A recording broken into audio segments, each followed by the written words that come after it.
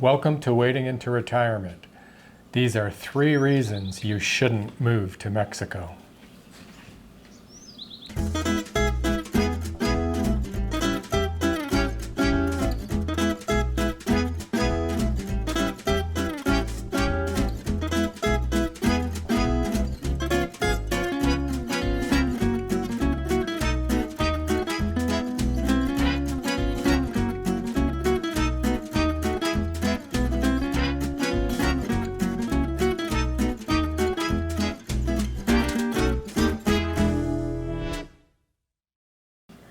Welcome back to Wading into Retirement.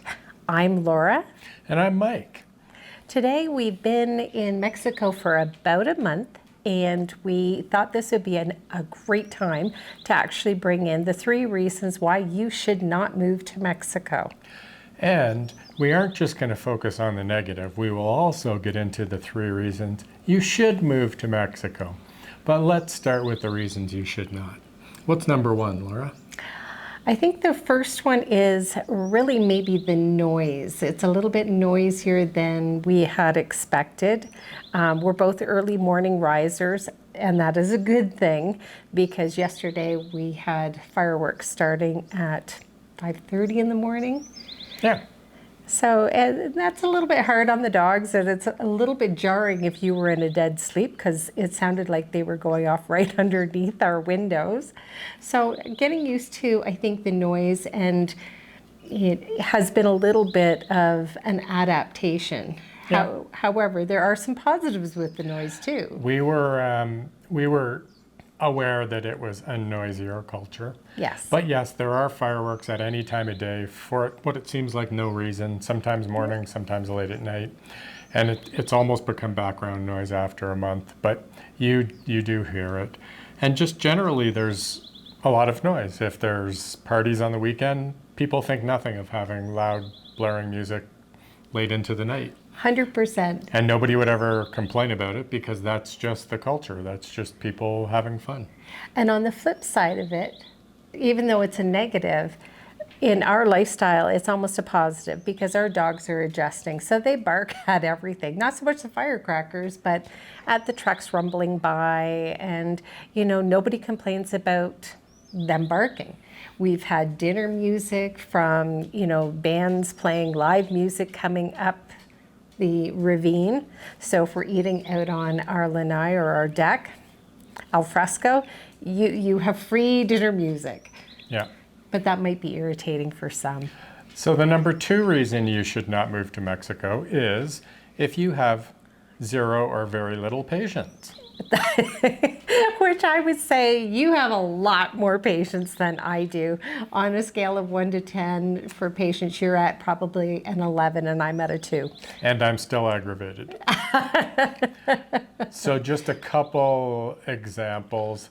Everything is just slower. There's no rush for anything. Mañana. You go to the supermarket, the lineups, you could be second in line and you could be standing there for 15 minutes. Yeah. It's just, and there's no point. I know back up north where we used to live, you would try and get in the shortest line or the line you thought was the quickest. It wasn't a stress, it was just the way you lived. No point in doing any of that here. You're going to Nope. stand around, you're going to wait, and that's just part of the ambiance. And we had another example, we had an internet outage. We were out for 5 days. Nobody seemed to care. No, and everything is mañana. I love this part of the culture that helps you to cultivate patience is you'll say even with the internet, okay, when will it be back up? 1 hour. 1 hour, 1 hour, or mañana, and we were out for a week after we've been told 1 hour to mañana. Yeah. And yeah, we're so patience is important. We're bleeding into number 3 here. So what is the number 3 reason that you may not want to move to Mexico? I think it's around the services. I think the internet was a little bit of a surprise for us. They have switched us to Fibe, and I thought it would be a lot faster. I don't really notice a difference. However, you know, when we live in a fairly large community and they shut the power off to the entire community. So our street probably has 20 or 30 homes in 6 or 7 buildings. Everybody gets shut off. So you figure they have to do all of those homes and they're doing it by hand. Whereas in, you know, Canada where we came from, if they were switching it over, you would get a notice. You would know your date. You would know the time that you were out. They would be knocking on your door. You would notice that, you know, your internet would be turned off at the appointed time and turned on at the appointed time. So having those services and maybe the communication, we did get one through the community association, but it was sort of after the fact. Yeah. And I would say water. You can talk about our water, Yeah. our drinking water. Yeah, so you were talking about internet. Water was the same thing. We were here Yes. 3 or 4 days. All of a sudden, we had no water. Yes. And we had no idea why. And we went poking around in the basement to see if it was something that just had to do with our unit versus the entire building we're in. Yep. You know, there's just things that you take for granted, I think, up north are you could lose at any moment here. You could lose power, you could lose Yep. water, you could lose your internet, which looking back is not that big of a deal. No, it's not. But yeah, we both continue to work from home and we do need the internet and we had backup systems so we could continue to work. But there are things like that that just happen in Mexico that you just have to roll with. 100%. And I guess they're problems of a first world country more than anything else. And I was also thinking of we've ordered bottled water, so it's supposed to come on a cycle. Yeah. They may come. It never comes on a cycle. They may not. So we've gotten to the habit of we get 2 to 3 bottles every week. So we have 5 so that we have that. Extras. And you know, it really goes back to I think it's very laid back, which we're not used to, and we're learning that. But I think it's also a culture of they're really trying to do their best, and they want you to be happy with the results. And we'll talk about the reasons to want to move to Mexico next, because that is really part of it. So let's move on to that. So the number one reason to move to Mexico, I would say, is the weather. Yes. So if you're used to cold weather, icy weather, winter weather, wherever it is you're living, you're escaping that by moving to Mexico. So we have been here for, like Laura said, about a month. I think it rained, it sprinkled once, and it's just beautiful weather every day. We've talked about that actually, even with good friends of ours that we've met since being here. If you suffer from seasonal depression, jump on a plane and get down here right now, because it really does make a difference. We both notice a difference in our mood, our behavior, our sleeping. Even I would say that we're happier to be around, not just for each other, but for other people. And it makes us a lot more open to meeting new people. And you have a chance in nice weather to get out and meet new people. Like you're walking, you're exercising. Yeah. The weather is really a big deal, and I think it's probably why so many people escape, you know, the colder climes for Mexico.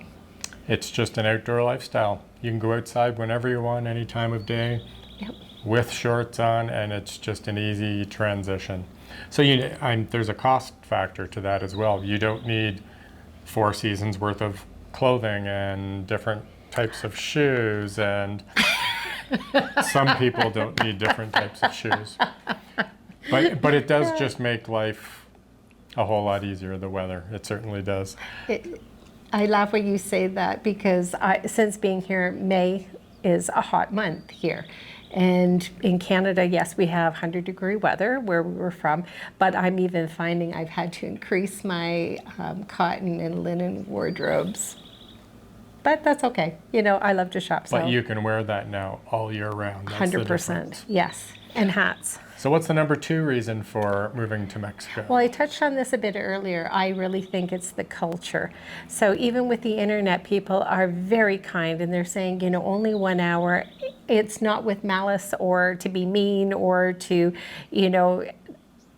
to let you down. It's very much, that's what they want to be able to say to you. That's what they want to be able to do. It's very much a culture of making people happy, being happy. You have the noise with the festivities and the celebration, the culture, the people. Everybody is so kind and they're laid back. They're easy to be around. I love some of the cultural things that we're learning. One of the things I absolutely love, you walk through a restaurant to go to your table, you say bon provecho, which is, a blessing, have a great meal. And, people respond to that. So I think the culture is, for me, a number one. What is your thoughts on some of the cultural differences that you're finding that you like? I think the other thing about the culture is, you mentioned the people, I think it's the festivals. Yeah. So there is something going on all the time. 100%. In fact, I have to go on to Mr. Google and figure out what it is that's going on, because there's fireworks going off and I'm just not sure why. But there's just always that activity and sense of celebration that's happening, honestly, every weekend at a minimum. And through the week. Yeah, at And a through the minimum, week, yeah. every weekend, yeah. Yeah. So that's, that's refreshing. There's always something to see. There's always something new to learn about, because we are new to the culture. Yes. So that's, and the people are so inviting. We've said that so many times before, and that was one of the reasons we came here. Yes. And I think you're right. People don't want to disappoint you here. So back to our internet conversation, when I said, how long before I'm going to have internet back? Everybody I asked in those 5 days said 1 hour. And none of them were That's funny. correct. But they say it with such a smile, and I don't think they're not pandering to you at all. No. They want you to leave every conversation being happy and upbeat. Yes. And they knew that's what would make me happy and upbeat. I was like, when the first guy said it, I gave him a high five. I was like, 1 hour, awesome. You're super cool. And then he got in his car and he drove away. And I'm like, okay, there's no 1 hour service here. No. Well, by the end of the day, you look out and there's no mega cable cars Yeah. parked on your street. Yeah. Yeah, that was So- funny. But so they yeah. worked all weekend. So that's not, They are hard workers. yeah, they're very hard workers. I know sometimes I feel that there is a bit of a hard rap. We have not found that. The work ethic is above and beyond. Given the climate and the altitude, it's incredible actually, and I can't complain about that. But yes, it's definitely something that we've had to adjust to. And the number 3 reason for moving to Mexico is self-development.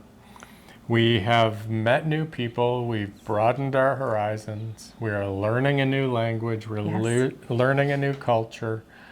All of that makes every day new and exciting. 100%. And that's a shout out to our friends Dawn and Rick, actually, for me. So, hey, Dawn, hey, Rick. They have been instrumental in making us feel very welcome.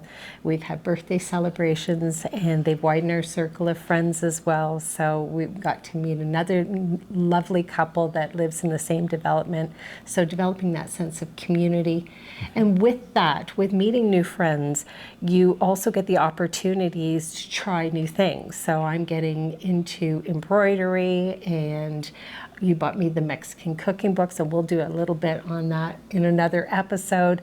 But we went to Fabrica Aurora yesterday. We took pictures of what's happening as far as the art classes. So we're planning on doing some art classes. There's tons of things that can go on that you meet through people. There's a women's business group that I'm interested in now after meeting with Jennifer, another one of our neighbors that meets Wednesdays. There's Pilates, which, it's also local and reasonably priced and very community oriented. So through friends, it helps you grow and develop. And you've said this as well. You start to meet people who have the same experience, have moved to this country new. Some, obviously have been here.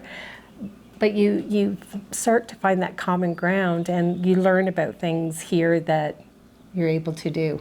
Now, what things are you interested in broadening on? I was just going to say, I think we were concerned, and we talked about it in some other episodes around being isolated. Yes.